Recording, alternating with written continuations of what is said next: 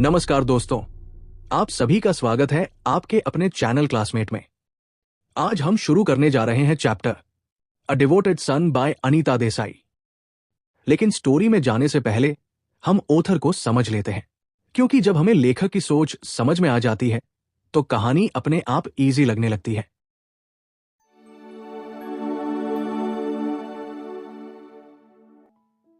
Anita Desai, born in 1937, was educated in Delhi and is one of the most respected Indian writers in English literature.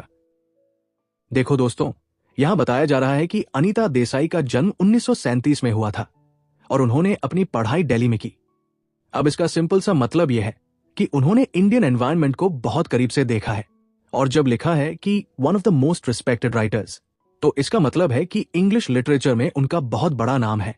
लोग उन्हें seriously पढ़ते और मानते हैं। She is widely known for her novels and short stories that portray deep emotional sensitivity and subtle irony. अब इस line को थोड़ा ध्यान से समझो। यहां कहा जा रहा है कि उनकी नॉवेल्स और शॉर्ट स्टोरीज बहुत फेमस है। लेकिन क्यों फेमस है? क्योंकि वो इमोशंस को बहुत गहराई से दिखाती है। मतलब कैरेक्टर्स सिर्फ ऊपर ऊपर से बिहेव नहीं करते, उनके अंदर क्या चल रहा है वो भी दिखाया जाता है। और सटल आयरनी, ये थोड़ा इंटरेस्टिंग है। इसका मतलब होता है कि सिचुएशन कुछ और दिखती है, लेकिन असल में अंदर कुछ और चल रहा होता है। जैसे कोई इंसान खुश दिख रहा है, लेकिन अंदर से परेशान है। Her writing mainly focuses on the inner emotional conflicts and social struggles of middle-class Indian people, especially within family relationships. अब ये सबसे इंपॉर्टेंट पार्ट है। यहां क्लियरली बताया गया है कि उनकी स्टोरीज किन लोगों के बारे में होती है। मिडिल क्लास इंडियन फैमिलीज, यानी बिल्कुल हमारे जैसे घर। और उनमें क्या दिखाया जाता है? इनर इमोशनल कॉन्फ्लिक्ट, यानी अंदर की लड़ाई। सोशल स्ट्रगल्स, यानी समाज में आने वाली प्रॉब्लम्स। और खास बात, फैमिली रिलेशनशिप्स, मतलब पेरेंट्स और चिल्ड्रन के बीच जो एक्सपेक्टेशंस, प्रेशर, मिसअंडरस्टैंडिंग होती है, वही उनकी स्टोरीज का मेन फोकस होता है। Through simple yet powerful storytelling, she brings out complex human feelings. अब ये लाइन बहुत सिंपल है, लेकिन बहुत डीप है। देखो, उनकी लैंग्वेज मुश्किल नहीं होती, आप आसानी से पढ़ सकते हो। लेकिन जो फीलिंग्स वो दिखाती है, वो बहुत कॉम्प्लेक्स और गहरी होती है, यानी पढ़ने में आसान, समझने में गहरी। She has received several international awards, and 3 of her famous novels, Clear Light of Day, In Custody, and Feasting were shortlisted for the prestigious Booker Prize. अब यहां उनकी अचीवमेंट्स बताई जा रही है। उन्हें कई इंटरनेशनल अवार्ड्स मिले हैं। मतलब उनकी राइटिंग सिर्फ इंडिया में नहीं, बाहर भी पसंद की जाती है। और उनके ये 3 novels, clear light of day, in custody और फीस्टिंग, ये सब बुकर प्राइज के लिए शॉर्टलिस्ट हुए थे। बुकर प्राइज क्या होता है? ये दुनिया के सबसे बड़े और सम्मानित लिटरेरी अवार्ड्स में से एक है। चलिए दोस्तों, अब हम समझते हैं अबाउट द स्टोरी, लेकिन उससे पहले चैप्टर का टाइटल समझ लेते हैं। अ डिवोटेड सन। देखो दोस्तों, यहां डिवोटेड शब्द बहुत इंपॉर्टेंट है। डिवोटेड का मतलब होता है पूरी तरह समर्पित, आज्ञाकारी और अपने कर्तव्यों को पूरी ईमानदारी से निभाने वाला। तो अ डिवोटेड सन का मतलब हुआ एक ऐसा बेटा जो अपने पिता के लिए पूरी तरह समर्पित है। अब सुनने में यह बहुत अच्छा लगता है ना? लेकिन कहानी में ट्विस्ट यही है। क्या सिर्फ डिवोटेड होना ही काफी है, या कुछ और भी जरूरी होता है रिलेशनशिप में? यही हम आगे समझेंगे। A devoted son is a short story by Anita Desai that focuses on a father-son relationship in a middle-class Indian family. अब यहां बताया जा रहा है कि ये एक शॉर्ट स्टोरी है, छोटी लेकिन बहुत मीनिंगफुल। और ये कहानी फोकस करती है एक पिता और बेटे के रिश्ते पर, और वो भी एक मिडिल क्लास इंडियन फैमिली में। मतलब बिल्कुल रियल लाइफ सिचुएशन जैसी हम अपने आसपास देखते हैं। It shows how a son becomes successful and dutiful, but his excessive care and control create emotional distance with his father. अब इस लाइन को ध्यान से समझो, यही कहानी का कोर है। यहां बेटा सक्सेसफुल बनता है और बहुत ड्यूटीफुल भी होता है, यानी अपनी जिम्मेदारियां अच्छे से निभाता है। लेकिन प्रॉब्लम कहां आती है? जब उसकी केयर जरूरत से ज्यादा हो जाती है और वो कंट्रोल करने लगता है, मतलब वो अपने पिता के लिए अच्छा ही चाहता है, लेकिन उसका तरीका ऐसा हो जाता है कि दोनों के बीच इमोशनल डिस्टेंस आ जाता है, यानी साथ रहते हुए भी दिल से दूर हो जाते हैं। The story highlights that true relationships need both duty and emotional understanding. अब ये सबसे इंपॉर्टेंट मैसेज है, किसी भी रिलेशनशिप में सिर्फ ड्यूटी काफी नहीं होती। सिर्फ मैं अपना काम कर रहा हूं, ये इनफ नहीं है। उसके साथ चाहिए इमोशनल अंडरस्टैंडिंग, मतलब सामने वाले की फीलिंग्स को समझना, उसे रिस्पेक्ट देना। तभी रिलेशनशिप स्ट्रांग और हेल्दी बनता है। दोस्तों, अब हम देख लेते हैं इस चैप्टर का सारांश, a devoted son summary. The story begins with the success of Rakesh, a hard working and disciplined boy. कहानी की शुरुआत राकेश से होती है, जो एक बहुत मेहनती और डिसिप्लिन लड़का है। वो अपनी पढ़ाई को लेकर बहुत सीरियस रहता है और हमेशा अपने लक्ष्य पर फोकस करता है। His father, Mr. Verma, works at a kerosene dealer's depot and belongs to a simple middle class family. Rakesh के पिता मिस्टर वर्मा एक केरोसिन डीलर्स डिपो में काम करते हैं। उनका परिवार एक सिंपल मिडिल क्लास फैमिली है, यानी उनका जीवन बहुत साधारण है। Like every father, Mr. Verma dreams of seeing his son educated and successful. हर पिता की तरह मिस्टर वर्मा का भी सपना होता है कि उनका बेटा अच्छी शिक्षा पाए और लाइफ में सक्सेसफुल बने। इसलिए वो अपने बेटे की पढ़ाई को बहुत इंपॉर्टेंट मानते हैं। Rakesh studies sincerely, avoids distractions and sacrifices comfort to achieve his goal. Rakesh पूरी ईमानदारी और मेहनत से पढ़ाई करता है। वो डिस्ट्रैक्शंस यानी बेकार चीजों से दूर रहता है और अपने गोल के लिए आराम और सुख सुविधाओं का भी त्याग कर देता है। उसका पूरा फोकस सिर्फ अपने फ्यूचर पर होता है। His dedication finally brings great success when he secures the top position in the medical examination. आखिरकार उसकी मेहनत रंग लाती है और वो मेडिकल एग्जामिनेशन में टॉप पोजीशन हासिल कर लेता है, यानी उसकी डेडिकेशन और हार्ड वर्क उसे बड़ी सफलता दिलाते हैं। Rakesh achievement becomes a matter of pride not only for his family but also for the entire neighborhood.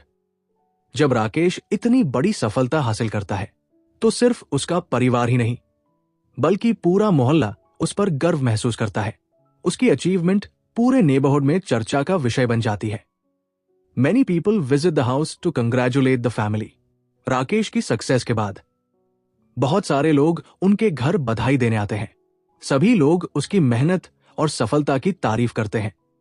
Some female guests even wipe their tears because they are emotionally moved by his success and also compare him with their own children. यहां एक बहुत interesting बात दिखाई गई है।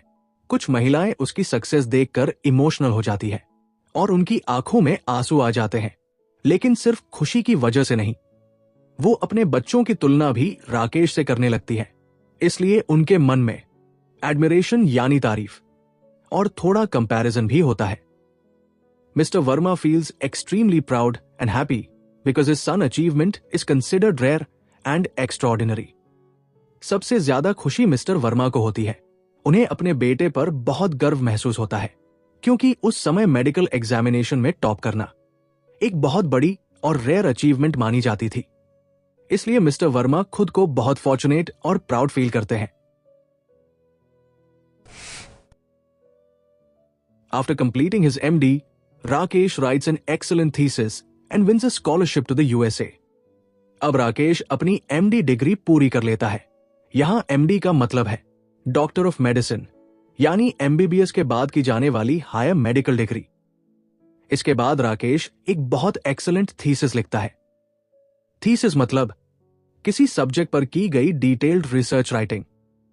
उसकी मेहनत और इंटेलिजेंस की वजह से उसे USA जाने के लिए स्कॉलरशिप मिल जाती है। यह उसकी बड़ी अचीवमेंट मानी जाती है। There he works in some of the most prestigious hospitals and earns praise from his American colleagues because of his talent and dedication. America पहुंचकर राकेश कुछ बहुत प्रेस्टिजियस हॉस्पिटल्स में काम करता है। प्रेस्टिजियस हॉस्पिटल्स मतलब बहुत फेमस और रिस्पेक्टेड हॉस्पिटल्स। वहां उसके अमेरिकन कोलीग्स भी उसकी टैलेंट और डेडिकेशन की तारीफ करते हैं, यानी उसकी मेहनत और एबिलिटी विदेश में भी लोगों को प्रभावित करती है। However, unlike many others, he does not settle permanently in America and returns to India, making his parents extremely proud and happy. लेकिन यहां राकेश का कैरेक्टर और भी स्पेशल दिखाई देता है। जहां कई लोग अमेरिका में परमानेंटली सेटल हो जाते हैं, वही राकेश ऐसा नहीं करता।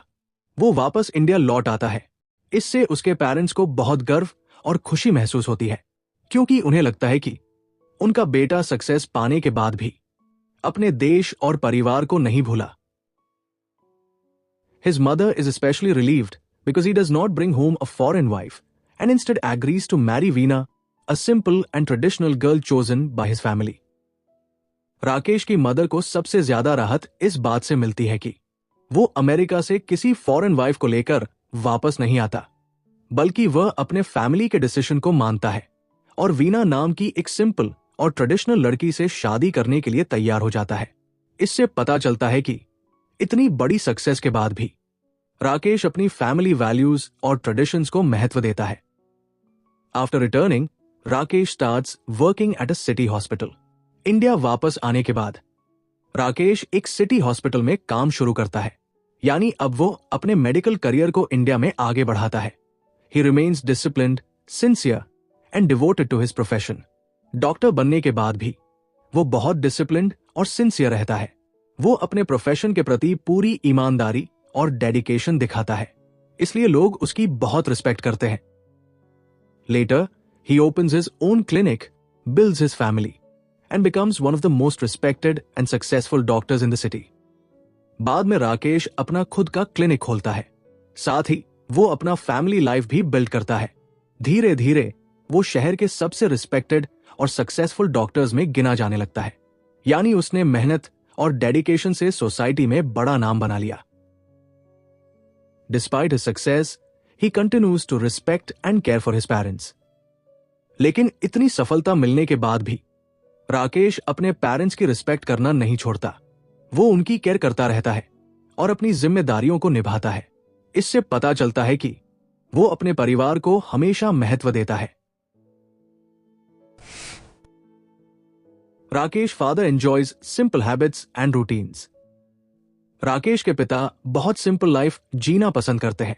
उन्हें अपनी पुरानी आदतें और रोज का रूटीन अच्छा लगता है, यानी वे छोटी छोटी चीजों में खुशी महसूस करते हैं।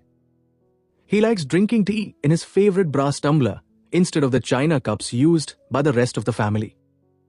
उनकी एक खास आदत यह भी थी कि वे अपनी चाय ब्रास टम्बलर में पीना पसंद करते थे, जबकि बाकी फैमिली चाइना कप्स यूज करती थी। इससे पता चलता है कि उन्हें सिंप्लिसिटी और कंफर्ट ज्यादा पसंद था। Every morning, Rakesh brings him tea in that tumbler and sits with him while reading the newspaper.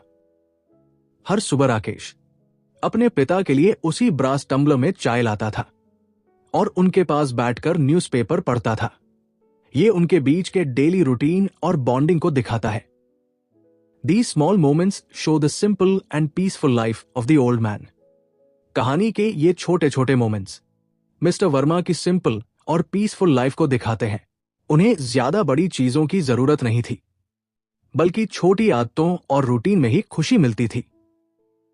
However, the situation changes after the death of Rakesh mother and Mr. Verma retirement. अब कहानी में एक बड़ा बदलाव आता है। राकेश की मां की डेथ और मिस्टर वर्मा के रिटायरमेंट के बाद घर का माहौल बदलने लगता है। यही वो पॉइंट है जहां से फादर सन रिलेशनशिप में भी बदलाव शुरू होता है। The old man becomes lonely, weak and emotionally disturbed. अब मिस्टर वर्मा खुद को बहुत अकेला महसूस करने लगते हैं। उम्र बढ़ने के साथ वे फिजिकली वीक भी हो जाते हैं और इमोशनली भी परेशान रहने लगते हैं, यानी उनकी लाइफ पहले जैसी पीसफुल नहीं रहती। He often falls ill and develops an irritable nature. वे बार बार बीमार पड़ने लगते हैं और धीरे धीरे उनका स्वभाव चिड़चिड़ा यानी इरिटेबल हो जाता है। छोटी छोटी बातों पर उन्हें गुस्सा और फ्रस्ट्रेशन होने लगता है। At the same time, Rakesh becomes more practical and professional in his behavior because of his medical knowledge. दूसरी तरफ राकेश भी बदलने लगता है। डॉक्टर बनने के बाद उसका बिहेवियर ज्यादा प्रैक्टिकल और प्रोफेशनल हो जाता है। अब वो हर चीज को मेडिकल पॉइंट ऑफ व्यू से देखने लगता है। Instead of behaving only like a son, he starts treating his father like a patient. और यही कहानी का सबसे इंपॉर्टेंट टर्निंग पॉइंट है। अब राकेश सिर्फ बेटे की तरह बिहेव नहीं करता, बल्कि अपने पिता को पेशेंट की तरह ट्रीट करने लगता है। यानी रिलेशनशिप में इमोशंस कम और मेडिकल डिसिप्लिन ज्यादा दिखाई देने लगता है। Rakesh strictly controls his father's diet and daily routine. अब राकेश अपने पिता की हेल्थ को लेकर बहुत स्ट्रिक्ट हो जाता है। वो उनके खाने पीने और डेली रूटीन पर पूरा कंट्रोल रखने लगता है। यानी मिस्टर वर्मा क्या खाएंगे, कितना खाएंगे और कब खाएंगे, ये सब राकेश तय करने लगता है। The first item crossed off the old man's diet is halwa. सबसे पहले राकेश अपने पिता की डाइट से हलवा हटाता है, क्योंकि वो स्वीट्स और अनहेल्दी फूड को हेल्थ के लिए हार्मफुल मानता है। He measures the exact amount of food his father should eat and decides that 200 grams of atta is the maximum cereal he should take. Rakesh इतनी स्ट्रिक्टनेस दिखाता है कि वो खाने की मात्रा भी मेजर करता है और तय करता है कि मिस्टर वर्मा को मैक्सिमम 200 ग्राम्स आटा ही लेना चाहिए। यानी वो हर चीज को मेडिकल रूल्स के हिसाब से कंट्रोल करने लगता है। He also forbids sweets and unhealthy food. इसके अलावा वो स्वीट्स और बाकी अनहेल्दी फूड खाने से भी मना कर देता है, ताकि उसके पिता की हेल्थ खराब न हो। Although Rakesh believes that he is protecting his father's health, his strict behavior slowly turns care into control. Rakesh को लगता है कि वो अपने पिता की हेल्थ की रक्षा कर रहा है, लेकिन धीरे धीरे उसकी ज्यादा स्ट्रिक्टनेस केयर को कंट्रोल में बदल देती है, और यहीं से फादर और सन के बीच इमोशनल डिस्टेंस बढ़ने लगता है। Mr. Verma initially appreciates his son's concern, but gradually he begins to feel restricted and unhappy. शुरुआत में मिस्टर वर्मा को लगता है कि उनका बेटा उनकी बहुत केयर करता है, इसलिए वे उसकी कंसर्न को अप्रिशिएट करते हैं। लेकिन धीरे धीरे उन्हें महसूस होने लगता है कि उनकी फ्रीडम कम होती जा रही है और वे खुद को रिस्ट्रिक्टेड और अनहैप्पी महसूस करने लगते हैं। He misses the freedom to enjoy small pleasures of life. अब उन्हें लाइफ की छोटी छोटी खुशियां याद आने लगती हैं। वे अपनी पसंद की चीजें फ्रीली एंजॉय करना चाहते हैं, लेकिन स्ट्रिक्ट रूल्स की वजह से ऐसा नहीं कर पाते। He specially craves sweets like jalebi. खासकर उन्हें स्वीट्स खाने की बहुत इच्छा होती है और उन्हें जलेबी बहुत पसंद होती है, लेकिन राकेश उन्हें स्वीट्स खाने की अनुमति नहीं देता। Since Rakesh does not allow him to eat such things, the old man secretly uses his grandchildren to satisfy his desires. इसलिए मिस्टर वर्मा चुपके से अपने ग्रैंडचिल्ड्रन की मदद लेते हैं, ताकि वे उनकी पसंद की स्वीट्स ला सकें। यानी वे सीक्रेटली अपनी इच्छाएं पूरी करने की कोशिश करते हैं। He gives them 50 पैसा, including 20 पैसा as a bribe, to bring jalebis for him without Rakesh knowledge. Mister Verma बच्चों को 50 पैसा देते हैं, जिसमें 20 पैसा एक्स्ट्रा ब्राइब के रूप में होता है, ताकि बच्चे बिना राकेश को बताए उनके लिए जलेबी ला दें। यहां ब्राइब का मतलब है चुप रहने के लिए एक्स्ट्रा पैसा देना। This act shows both his emotional frustration and his desire to escape strict control. यह पूरी घटना हमें दो बातें दिखाती है। पहली, मिस्टर वर्मा इमोशनली फ्रस्ट्रेटेड हो चुके हैं, और दूसरी, वे अपने बेटे के स्ट्रिक्ट कंट्रोल से बाहर निकलना चाहते हैं। यानी उन्हें सिर्फ मेडिसिन और रूल्स नहीं, बल्कि फ्रीडम और इमोशनल कंफर्ट भी चाहिए। The story also presents the generation gap between father and son. ये कहानी फादर और सन के बीच जेनरेशन गैप को भी दिखाती है। यानी नई और पुरानी पीढ़ी की सोच में जो अंतर होता है, वही इस कहानी में दिखाई देता है। Rakesh believes in discipline, medical rules, and responsibility, while Mr. Verma wants freedom, comfort, and enjoyment in old age. Rakesh क्या मानता है? डिसिप्लिन, मेडिकल रूल्स और रिस्पॉन्सिबिलिटी सबसे इंपॉर्टेंट है, इसलिए वो हर चीज को नियमों के अनुसार करना चाहता है। लेकिन दूसरी तरफ मिस्टर वर्मा अपनी ओल्ड एज में फ्रीडम, कंफर्ट और छोटी छोटी खुशियां चाहते हैं। वे अपनी जिंदगी को थोड़ी आजादी के साथ जीना चाहते हैं। Their difference in thinking creates emotional conflict. दोनों की सोच में यही अंतर इमोशनल कॉन्फ्लिक्ट पैदा करता है। एक तरफ स्ट्रिक्ट डिसिप्लिन है और दूसरी तरफ फ्रीडम की इच्छा। इसी वजह से दोनों एक दूसरे को पूरी तरह समझ नहीं पाते। Even Veena silently supports her husband's strict behavior, which makes the old man feel isolated in his own house. Veena भी अपने हस्बैंड राकेश के स्ट्रिक्ट बिहेवियर का सपोर्ट करती है। वो खुलकर कुछ नहीं कहती, लेकिन साइलेंटली राकेश का साथ देती है। इससे मिस्टर वर्मा को लगता है कि घर में कोई उनकी फीलिंग्स को नहीं समझ रहा और वे अपने ही घर में अकेलापन यानी आइसोलेटेड महसूस करने लगते हैं। Rakesh owns a sky blue ambassador car and becomes highly respected in society because of his success. अब राकेश एक सक्सेसफुल डॉक्टर बन चुका है। उसके पास स्काई ब्लू एम्बेसडर कार भी है, जो उस समय सक्सेस और स्टेटस की निशानी मानी जाती थी। समाज में लोग उसकी बहुत रिस्पेक्ट करते हैं क्योंकि उसने अपनी मेहनत से बड़ा नाम कमाया है। Yet, despite all his achievements, he fails to understand his father's emotional needs. लेकिन इतनी सफलता हासिल करने के बाद भी राकेश अपने पिता की इमोशनल फीलिंग्स को पूरी तरह नहीं समझ पाता। वो हेल्थ और डिसिप्लिन पर ज्यादा ध्यान देता है, लेकिन इमोशंस को उतना महत्व नहीं देता।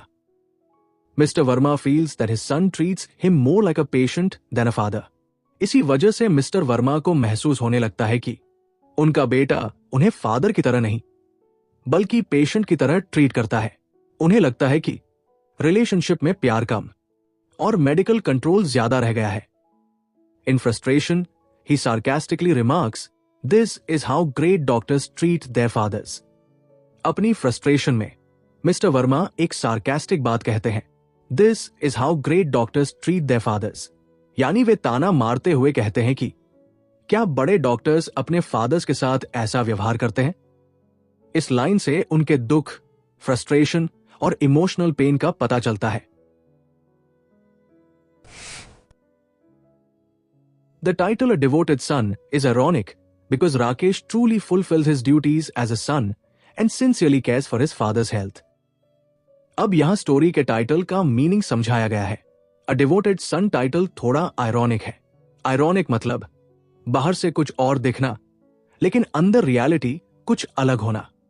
राकेश सच में अपने फादर की केयर करता है और अपनी रिस्पॉन्सिबिलिटीज भी पूरी ईमानदारी से निभाता है, इसलिए वो एक डिवोटेड सन दिखाई देता है। However, his devotion lacks emotional warmth and understanding. लेकिन उसकी डिवोशन में एक कमी है, उसमें इमोशनल वार्मथ और अंडरस्टैंडिंग की कमी है। यानी वह अपने पिता की फिजिकल हेल्थ का ध्यान तो रखता है, लेकिन उनकी फीलिंग्स को पूरी तरह नहीं समझ पाता। His excessive discipline creates distance and unhappiness instead of comfort. उसकी जरूरत से ज्यादा स्ट्रिक्टनेस और डिसिप्लिन रिलेशनशिप में कंफर्ट लाने के बजाय दूरी और अनहैप्पीनेस पैदा कर देते हैं। मिस्टर वर्मा खुद को कंट्रोल्ड और रिस्ट्रिक्टेड महसूस करने लगते हैं और यही इस कहानी की सबसे बड़ी आयरनी है। In the end, the story conveys an important message that duty alone is not enough in relationships. कहानी के अंत में लेखक हमें एक बहुत इंपॉर्टेंट मैसेज देते हैं कि रिश्तों में सिर्फ ड्यूटी निभाना ही काफी नहीं होता। केवल जिम्मेदारी पूरी करने से रिलेशनशिप स्ट्रांग नहीं बनता। Love, understanding, freedom and emotional connection are equally important. रिश्तों में प्यार, समझ, फ्रीडम और इमोशनल कनेक्शन भी उतने ही जरूरी होते हैं। अगर ये चीजें नहीं होंगी तो रिलेशनशिप में हैप्पीनेस और कंफर्ट नहीं रह पाएगा। Through the relationship between Rakesh and mister Verma, Anita Desai beautifully highlights the conflict between care and control as well as the emotional complexities of family relationships. Rakesh और मिस्टर वर्मा के रिलेशनशिप के माध्यम से अनीता देसाई बहुत खूबसूरती से ये दिखाती है कि केयर और कंट्रोल के बीच बहुत छोटा फर्क होता है। जरूरत से ज्यादा केयर कभी कभी कंट्रोल में बदल जाती है और यही फैमिली रिलेशनशिप्स को इमोशनली कॉम्प्लिकेटेड बना देता है। इसलिए ये कहानी सिर्फ एक फादर सन रिलेशनशिप की कहानी नहीं है, बल्कि इमोशंस, अंडरस्टैंडिंग और ह्यूमन रिलेशनशिप्स को समझाने वाली एक गहरी कहानी है।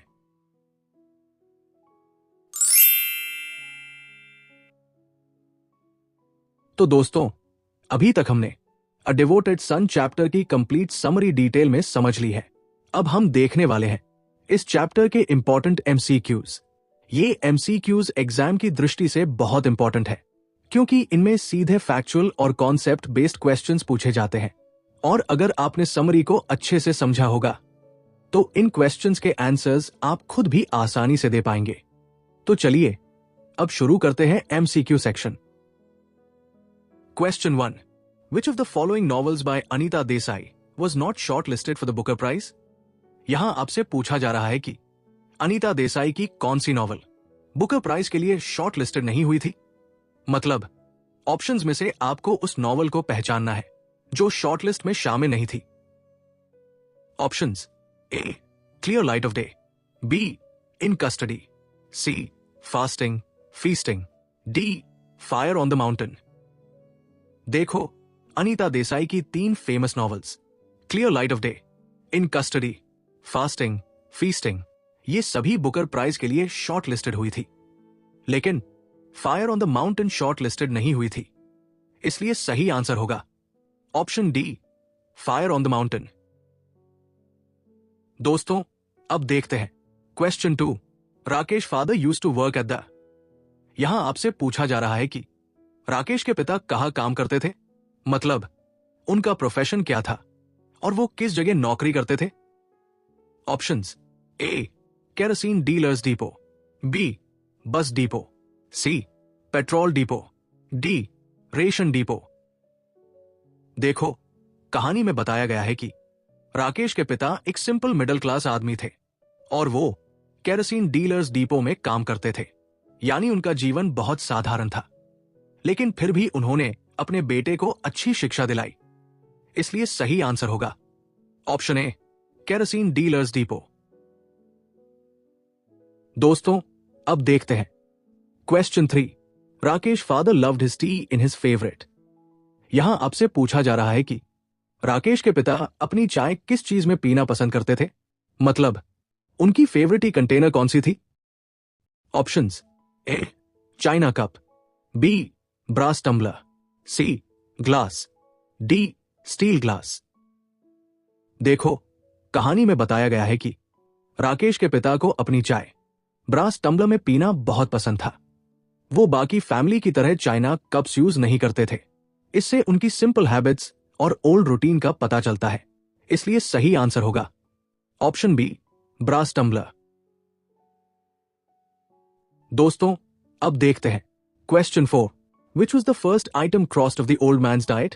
यहां आपसे पूछा जा रहा है कि मिस्टर वर्मा के खाने में सबसे पहले कौन सी चीज बंद की गई थी, मतलब राकेश ने हेल्थ रूल्स के कारण सबसे पहले कौन सी फूड आइटम हटाई थी। Options: A, halwa, B, kheer, C, fried fish, D, chicken tikka. देखो, राकेश अपने पिता की डाइट को बहुत स्ट्रिक्टली कंट्रोल करता था और सबसे पहले उसने हलवा को उनके डाइट से हटाया था, क्योंकि वो स्वीट्स और अनहेल्दी फूड अवॉइड करवाना चाहता था।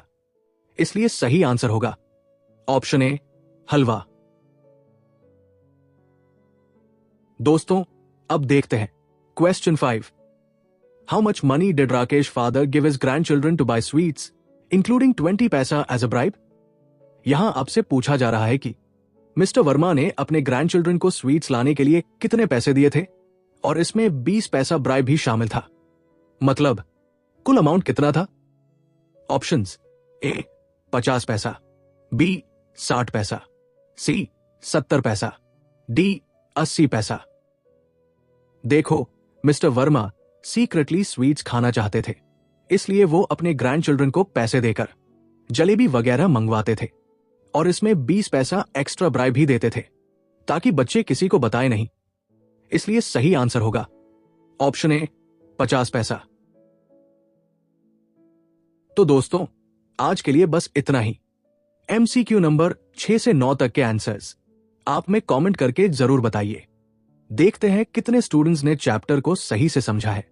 और हाँ दोस्तों, इन सभी एमसीक्यूज के करेक्ट आंसर्स आपको हमारी नेक्स्ट वीडियो में मिलेंगे, जहां हम इस चैप्टर के इंपॉर्टेंट क्वेश्चंस आंसर्स भी डिटेल में समझेंगे। इसलिए चैनल को सब्सक्राइब जरूर कर लीजिए ताकि अगली वीडियो आपसे मिस न हो। और अगर इस वीडियो पर 100 लाइक्स पूरे हो जाते हैं तो मैं इस चैप्टर के कंप्लीट नोट्स भी प्रोवाइड कर दूंगा। तो जल्दी से लाइक टारगेट कंप्लीट कराइए। मिलते हैं अगली वीडियो में। धन्यवाद।